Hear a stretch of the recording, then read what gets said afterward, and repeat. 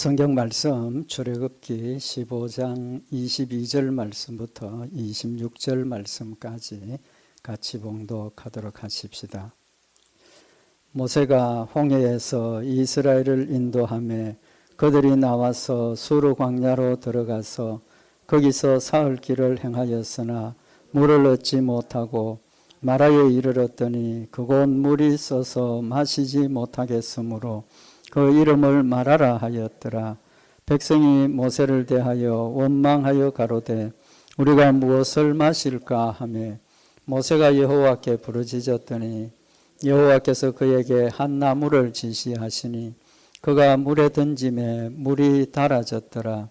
거기서 여호와께서 그들을 위하여 법도와 율례를 정하시고 그들을 시험하실세 가라사대 너희가 너희 하나님 나 여호와의 말을 청종하고 나의 보기에 의를 행하며 내 계명에 귀를 기울이며 내 모든 율례를 지키면 내가 애굽 사람에게 내린 모든 질병의 하나도 너희에게 내리지 아니하리니 나는 너를 치료하는 여호와임이니라. 아멘.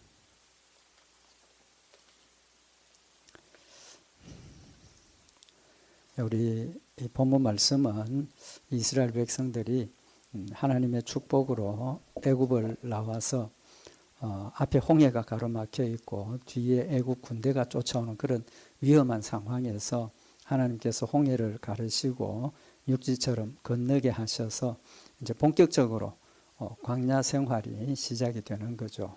광야에서 가나안 땅을 향해서 출발하는 이제 그런 시작 시점입니다.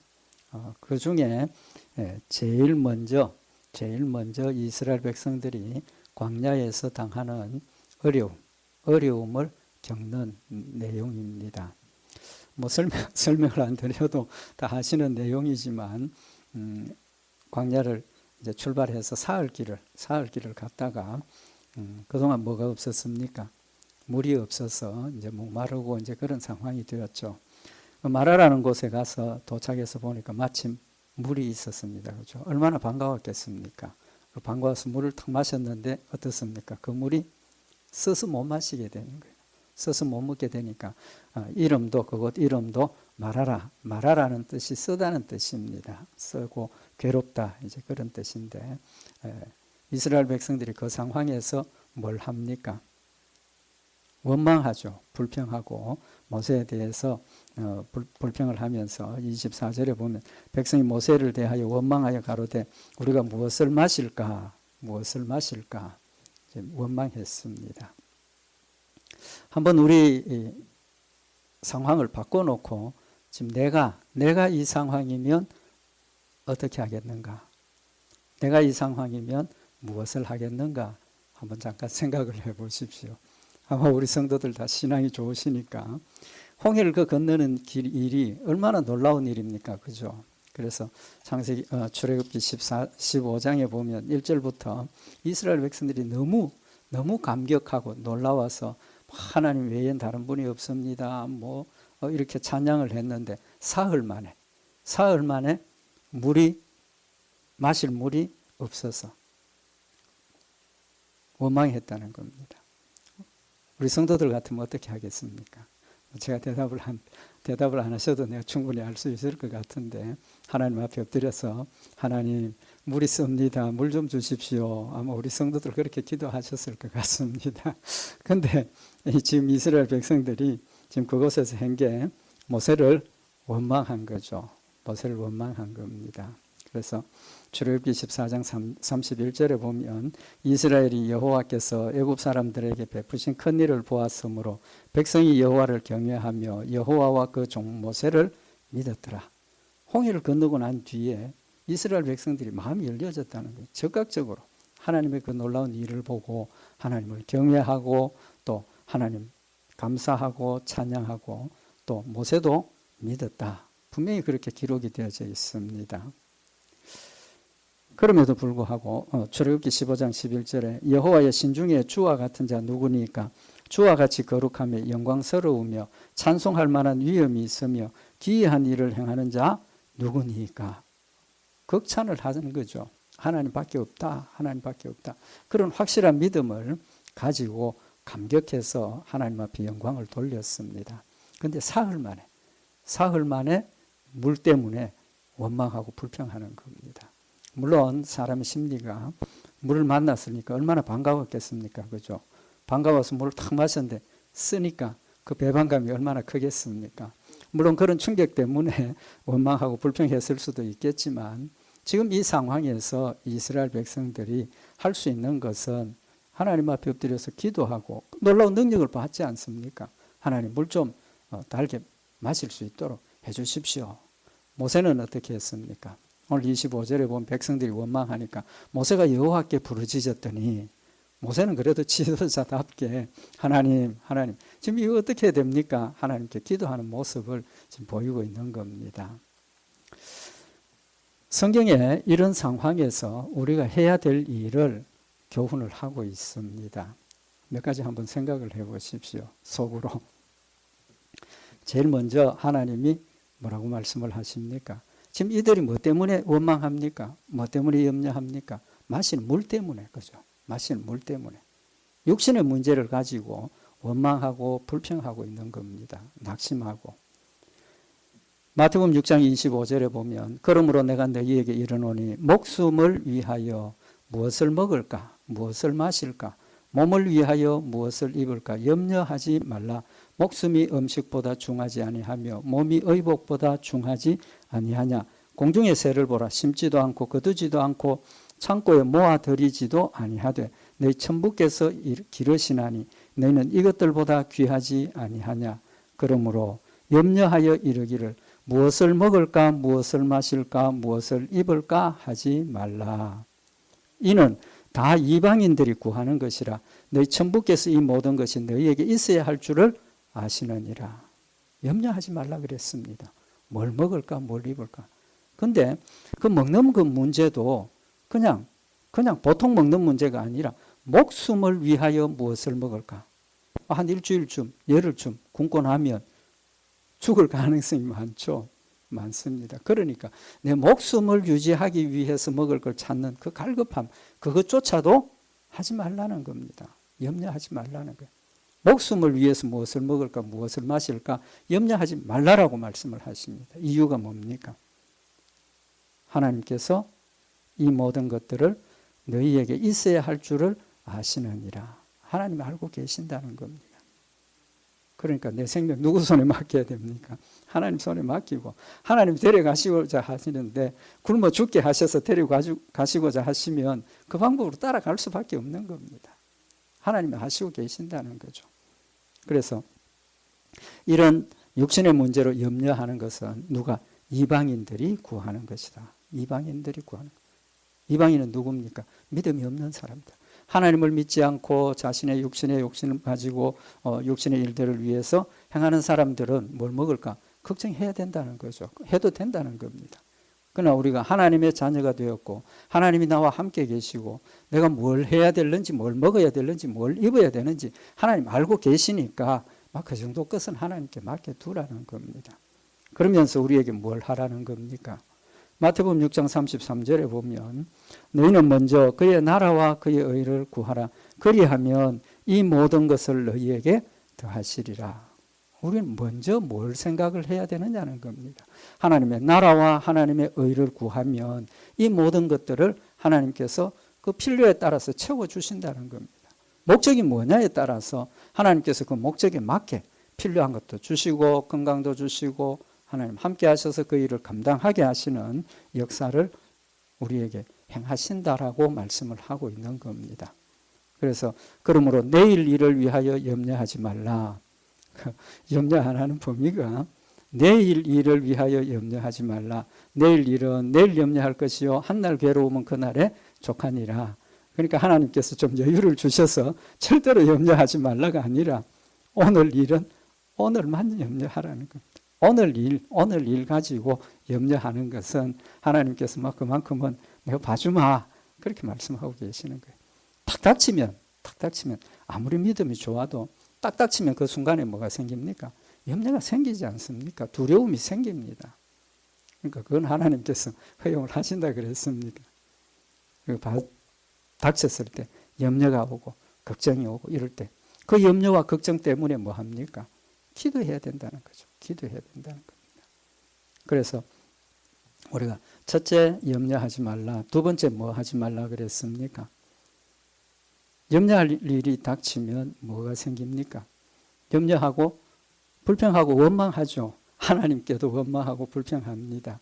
그러나 그걸 원망하고 불평할 일이 아니라는 겁니다. 원망하지 말라. 염려 안 하니까 원망할 필요도 없어지죠. 고린도전서 10장 10절에 보면 저희 중에 어떤 이들이 원망하다가 멸망시키는 자에게 멸망하였나니 너희는 저희와 같이 원망하지 말라.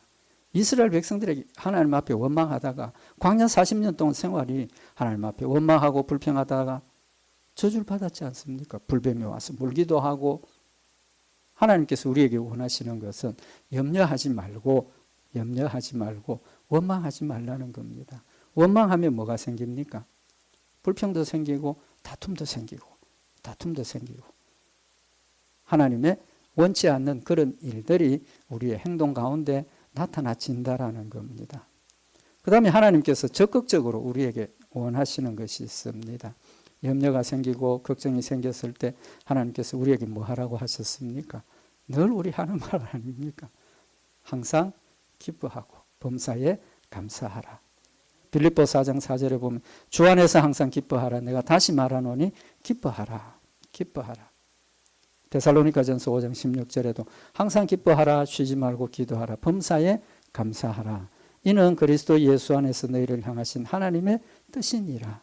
하나님께서 여러분과 저를 하나님의 백성으로 삼아 주신 것은 하나님이 우리에게 원하는 뜻은 기뻐하고 쉬지 말고 기도하고 범사에 감사하는 것. 항상 기뻐하는 것, 하나님 우리에게 향한 뜻이라 그랬습니다. 하나님의 뜻이니까 순종해야 됩니까? 안 됩니까? 순종해야죠. 순종해야 됩니다. 그래서 골로새서 3장 15절에 보면 너희는 감사하는 자가 되라. 염려하지 말고 감사하는 자가 되라라고 우리에게 권면을 하고 있는 겁니다. 이스라엘 백성들이 살 소망이 끊어지고 정말 그런 정도에서도 낙심하지 않아야 되는데 물 때문에 그렇게 원망하고 불평하는 그런 것, 결국은 하나님의 징계를 받을 수밖에 없는 그런 일이라는 거죠. 그러나 하나님 징계하시지 않으셨습니다. 이 일을 통해서 하나님은 이스라엘 백성들의 믿음이 이제 출발이지 않습니까? 애굽에서 나와서 가나안 땅을 향해서 이제 출발하는 시점입니다. 그들의 연약함을 아시고 이 일을 통해서 그들에게 새로운 믿음을 가질 수 있도록 근거를 주시는 것, 믿음의 근거를 주시고 연단하시는 겁니다. 그건 나중에 더 말씀을 드리고, 바울과 실라가 복음 전하다가 잡혀서 두드려 맞고 옥에 갇혔지 않습니까? 사도행전 16장 25절에 보면 밤중쯤 되어 바울과 실라가 기도하고 하나님을 찬미하며, 인간적으로 생각하면 하나님 복음 전하다가 잡혀가지고 억울하게 매도 맞고 옥에 갇혔어요. 밤중쯤 되었으니까 통증이 어떻게 했습니까? 밤에 원래 통증이 더 크죠, 그죠? 그런 심각한 상황에서 바울과 실라가 기도하고 하나님을 찬미하며 죄수들이 듣더라. 충분히 원망할 만하고 낙심할 만하고 불평할 만한 상황에서 오히려 기도하고 하나님을 찬미. 그 속으로 한 게 아니라 죄수들이 듣더라. 그때 어떤 결과가 났습니까? 홀연히 큰 지진이 나서 옥터가 움직이고 문이 곧 다 열리며 모든 사람의 매인 것이 다 벗어진지라. 그들의 기도와 감사가 하나님의 놀라운 능력의 역사를 행한다는 사실을 우리에게 교훈을 하고 있는 겁니다. 그 다음에 이제 이 이스라엘 백성들이 뭐가 문제입니까? 왜 불평하고 왜 원망했습니까? 자신들이 경험한 거죠.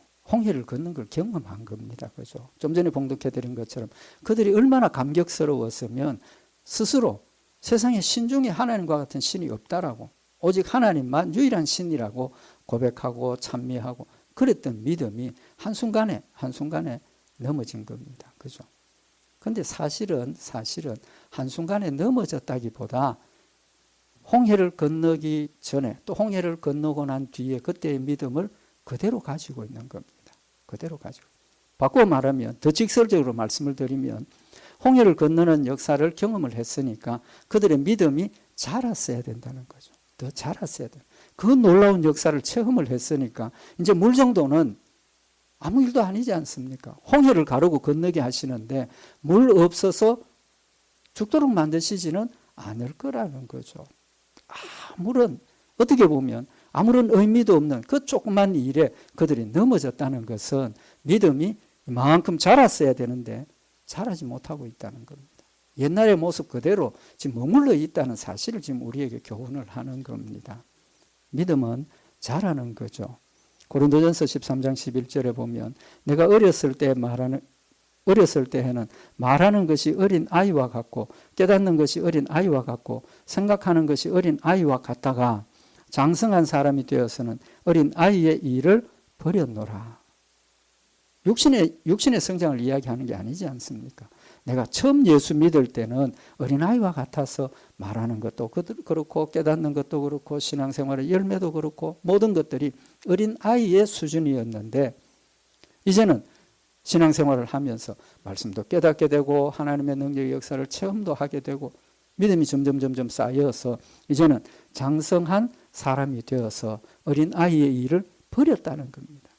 어린아이 때처럼 어린양 부리고 유치하게 뭐 이렇게 저렇게 조그마한 것에 매달리고 이제는 그게 아니고 벗어났다는 겁니다. 장성한 사람이 되어서. 사도 바울이 뭐라고 그랬습니까? 산소망이 끊어진 이 상황에서 장성한 사람의 입장에서 그 일을 해석을 하니까 하나님께서 하나님만 의지하라고 내가 이렇게 죽을 상황이 되도록 만드셨구나 라고 고백을 하더라는 겁니다. 믿음이 자라야 되는 겁니다. 믿음이 자라지를 못한 거죠. 그래서 고린도전서 14장 20절에 보면 형제들아 지혜에는 아이가 되지 말고 악에는 어린아이가 되라. 지혜에 장성한 사람이 되라.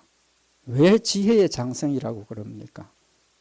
나이가 많이 들수록 연륜이 쌓이고 또 지식이 쌓이고 경험이 쌓이니까 더 많이 분별할 수 있죠. 더 정확하게 분별할 수 있다는 겁니다. 어린아이 때는 아는 게 고작 몇 개 안 되니까 이 판단이 잘 안 서고 어린양도 부리고 그렇다는 거죠. 우리가 신앙생활이 오래면 오래될수록 하나님 주신 말씀이 우리 마음속에 쌓여지고 또 우리의 신앙의 체험이 하나님께서 약속하신 일들을 내 삶 가운데 돌아보면 하나님께서 순간순간 지켜주셨던 일들이 분명히 있습니다. 있어요. 근데 그걸 잊어버리고 기억을 못하니까 내 삶에 현재 삶에 그걸 적용을 못 시키게 되니까 여전히 어린아이와 같은 그런 상황에 있다는 사실을 말씀을 하고 있는 겁니다. 하나님께서 모세에게 이스라엘 백성들을 구원하시기 위해서 애굽으로 가라 하시고 바로를 만나러 가기 직전에 모세에게 하나님께서 하신 말씀이 있습니다. 출애굽기 10장 1절에 보면 여호와께서 모세에게 이르시되 바로에게로 들어가라.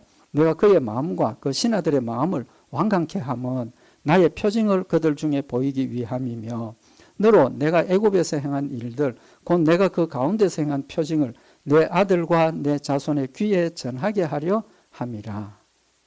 하나님께서 역사하시면 바로가 한 번에 항복하고 보낼 수 있습니다. 그죠? 하나님 그렇게 역사하실 수 있습니다. 그런데 그렇게 하시지 않았지 않습니까? 처음에 나 하나님 모른다. 그 다음에는 그래 그럼 어떻게 할래? 타협. 세 번째는 그래 그러면 너희들 가라. 가는데 어른들만 가고 아이들은 여기 놔두고 너 소유물 다 여기 놔두고 가라. 바로가 계속 밀당을 하는 겁니다. 하나님 어떻게 하셨습니까? 그때마다 하나님의 놀라운 능력으로 그들을 징계하시고 하나님 살아계심을 보여주셨다는 겁니다. 왜 그렇게 하셨느냐? 왜 그렇게 하셨느냐? 하나님 살아계심을 한 번 보고 우리가 마음에 새기고 따라간다는 것 불가능합니다. 불가능해요. 10번, 20번, 30번, 40번 몇백 번 쌓여 있어도 그거 다 잊어버렸다는 거예요. 다 잊어버렸다. 그래서 하나님께서 바로 모세에게 분명히 하신 말씀이 바로가 계속 거절하고 하는 것 하나님의 능력이 없어서가 아니라 그 일들을 통해서 너희와 너희 후손들이 하나님이 이렇게 역사하신다는 사실을 마음에 계속해서 새기라는 겁니다. 암기하는 일에 제일 중요한 게 뭡니까? 반복하는 겁니다. 반복하는 거. 자꾸 반복해야 외워지지. 물론 뭐 암기력 좋으신 분들은 한번 보고 외우는 그런 분들도 있습니다만은 저 같은 경우는 10번, 20번 봐도 잘 안 외워져요. 그럼 외우려 하면 30번, 40번 외워질 때까지 자꾸 반복을 하는 거예요. 하나님께서 우리에게 살아계신 역사들을 일평생 많이 보여주셨음에도 불구하고 지금 기억에 남은 건 별로 없다는 겁니다. 별로 없어요. 히브리서 4장 2절에 보면 저희와 같이 우리도 복음 전함을 받은 자이나 그러나 그 들은 바 말씀이 저희에게 유익되지 못한 것은 듣는 자가 믿음을 화합지 아니함이라. 특별히 우리가 하나님의 역사를 기억하지 못하는 이유 중에 하나가 그 순간에는 하나님이 하셨구나, 하나님 감사합니다, 믿음으로 받아들였지만 그 믿음이 하나님이 원하시는 정말 내 마음속에 탁 새겨지는 그런 정도까지 나한테 마음에 충격이 없었다는 의미겠죠. 그래서 빌립보 1장 12절에 보면 형제들아 나에 당한 일이 도리어 복음의 진보가 된 줄을 너희가 알기를 원하노라. 사도 바울이 빌립보 교회 성도들에게 내가 지금 옥에 갇히고 뭐 어려운 일을 당하고 죽음의 위험을 넘기고 이런 모든 일들이 너희 다 소식 들어서 알고 있지만 그런 일들이 나에게는 복음의 진보가 되었다. 믿음의 진보가 되었다는 겁니다. 하나님께서 우리에게 역사하시는 이 역사들을 하나도 잊어버리지 않고 우리 마음속에 새기고 있으면 그만큼 우리의 믿음이 더 자라날 수 있다라는 사실을 말씀을 하고 있는 겁니다. 그래서 로마서 5장 3절에 보면 다만 이뿐 아니라 우리가 환난 중에도 즐거워하나니 이는 환난은 인내를, 인내는 연단은 소망을 이루는 줄 알미니라. 환난을 통해서 하나님이 나와 함께 하심을 깨닫게 되고 환난을 통해서 하나님의 사랑을 느끼게 되고 또 내가 슬프고 고통스러울 때 하나님의 말씀을 통해서 위로함을 받고 이런 경험들이 우리의 마음속에 쌓여질 때 우리의 믿음이 자라게 된다라는 사실을 말씀을 하고 있는 겁니다. 그래서 신앙생활은 체험입니다. 체험. 지식으로 아무리 가지고 있어도 물론 유익은 하지만 그것이 내가 직접 체험하고 나면 정말 그것이 내 마음속에 새겨지는 겁니다. 새겨지는 것. 성령이 하시면 가장 기본적인 예수를 믿게 하시고 하나님 살아계심을 믿게 하셨는데 그 믿음 가지고 하나님 말씀을 가지고 순종해 나가면 그 순종이 곧 하나님의 역사를 나에게 체험하게 하는 열매가 되는 겁니다. 순종이 없으면 절대로 체험 못합니다. 하나님 하시면 하기는 합니다. 하기는 하지만 순종할 때 하나님의 역사를 내가 확실히 느끼게 되고 인정하게 되고 체험이 되는 거라는 거죠. 그래서 우리가 환난 중에도 즐거워할 수 있는 이유는 그 환난이 나를 연단시키는 것이고 왜 하나님 나를 사랑하고 계시기 때문에 그 환난 가운데 그냥 버려두시지 않기 때문에 그래서 그 환난이 우리에게는 즐거움의 이유가 된다는 겁니다. 환난 당할 때 원망하고 불평하고 하나님 나한테 왜 이런 환난을 주십니까? 그게 아니고 이 환난을 통해서 하나님께서 나를 연단하시고 한 걸음 더 성장하게 하신다는 사실을 우리가 믿고 받아들일 때 그것까지도 감사가 되고 하나님을 영화롭게 하는 열매가 된다라고 말씀을 하고 있는 겁니다. 마지막으로 여기 출애굽기 15장 25절에 모세가 여호와께 부르짖었더니 여호와께서 그에게 한 나무를 지시하시니 그가 물에 던짐에 물이 달아졌더라. 거기서 여호와께서 그들을 위하여 법도와 율례를 정하시고 그들을 시험하실세. 하나님께서 그들에게 물을 가지고 시험하신 이유가 있다는 겁니다. 시험하셨다는 겁니다. 성경의 시험이 두 가지입니다. 두 가지인데 한 가지는 무슨 시험입니까? 사탄이 우리를 넘어뜨리기 위해서 유혹하고 시험하는 것. 유혹. 그 다음에 한 가지는 이제 오늘 여기 본문에 나오는 말씀처럼 하나님께서 그들을 시험하셨다. 사실은 이 시험은 하나님께서 우리에게, 나에게 내 상황과 내 믿음을 시험해 보라는 겁니다. 하나님이 시험하시는 게 아니라 내 스스로 이 일을 통해서 내 믿음을 시험하라는 겁니다. 그러니까 내 자신을 확인하도록 하시는 겁니다. 확인하시도록. 하나님께서 우리를 평가 안 하셔도 다 알고 있지 않습니까? 마음까지 다 아시는데 시험하고 말고 할 필요가 없는 겁니다. 시험하라는 것은 하나님께서 나에게 이 일을 통해서 너 믿음을 한번 평가해 봐라. 그렇게 하시는 거예요. 그래서 신명기 8장 2절에 보면 내 하나님 여호와께서 이 40년 동안에 너로 광야의 길을 걷게 하신 것을 기억하라. 이는 너를 낮추시며 너를 시험하사 내 마음이 어떠한지 그 명령을 지키는지 아니 지키는지 알려 하심이라. 누구에게 하는 말입니까? 너 스스로 시험해 보라는 겁니다. 내 마음이 어떠한지 그 명령을 지키는지 안 지키는지 너 스스로 알아라는 겁니다. 내 모양을 알라는 거죠. 내 모양을 알라. 왜? 내 모양을 알아야 하나님 앞에 내 죄를 인정하고 고백하고 회개할 수 있는 거고, 내가 연약함을 알아야 하나님께 부르짖고 기도하고 매달릴 수 있는 것이고, 나에게 무엇이 필요한지를 알아야 꼭 필요한 것을 하나님 이거 해 주십시오. 엉뚱한 데 가서 문 두드리면 응답 못 받습니다. 나에게 뭐가 필요한지, 나에게 뭐가 있어야 되는지 하나님의 말씀을 통해서 하나님께서 나 자신을 시험해보고 알아라고 말씀을 하고 있는 겁니다. 그래서 시편 26편 2절에 보면 여호와여 나를 살피시고 시험하사 내 뜻과 내 마음을 단련하소서. 시편 저자가 하나님 앞에 기도하는 것이 여호와여 나를 살피시고 시험하셔서 내 뜻과 내 마음을 단련하소서.